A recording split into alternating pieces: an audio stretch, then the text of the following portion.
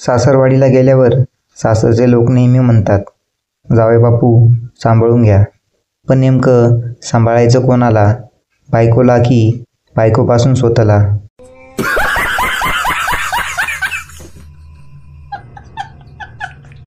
कर्मचारी बॉसला फोन करतो, खूप पाऊस आहे, काय करू?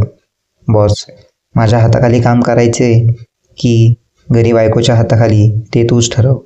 ओके बॉस, कामावर येतो. रात्री रूममध्ये 3-4 मच्छर फिरताना दिसले म्हणून मी ऑल आऊट लावणार.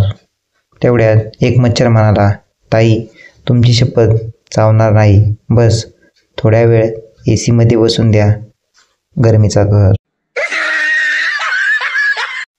मुलींचा मेंदू खरंच गुडघ्यातच असतो राव. कारण लग्ना अगोदर ह्यांना साडी नेसायची इच्छा असते आणि लग्नानंतर यांना सलवार घालायची इच्छा असते. काय बोलायचं आता. म्हण्या, जरा उंदीर मारायचे औषध देता का? मेडिकलवाला. घरी घेऊन जाणार आहे का? म्हण्या, नाही, इथंच खातो आणि घरी गेल्यावर उंदराला मुक्का देतो. गुरुजी, पोरांनो, गाईचे दूध पिल्यावर बुद्धी वाढते. रोज 1 ग्लास दूध पीत जा. बंड्या, काय बी सांगून राहिले काय गुरुजी? तसं असतं तर मग वासरू इंजिनियर झालं नसतं का?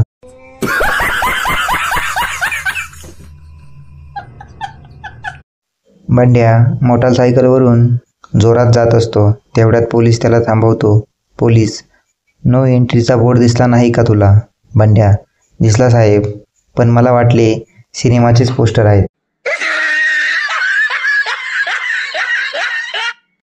जीवनात पैसा येतो निघून जातो, मित्र येतात निघून जातात, दुःख येते निघून जाते, पण डेअरी पुढे येते आणि जातच नाही.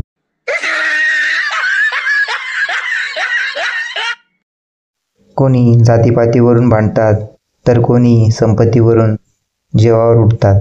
फक्त नवरा बायको असे असतात की जे निस्वार्थ भावनेने विनाकारण एकमेकांशी भांडतात. मी शाळेत असताना एवढा भारी दिसायचो की मॅडम मला कायम म्हणायच्या, तिकडे काय बघतोस, माझ्याकडे लक्ष दे. नात करती काय? मॅडम पण माझ्यावर फिदा होती. डॉक्टरांनी पत्नीच्या तोंडात थर्मामीटर ठेवला आणि काही वेळ तोंड मिटून घ्या असे सांगितले. बायकोला शांत बसलेले पाहून पती म्हणाला, डॉक्टर साहेब, केवढ्याला येतं हे?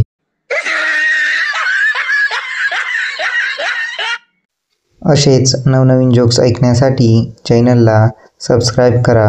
हसी फसी कॉमेडी.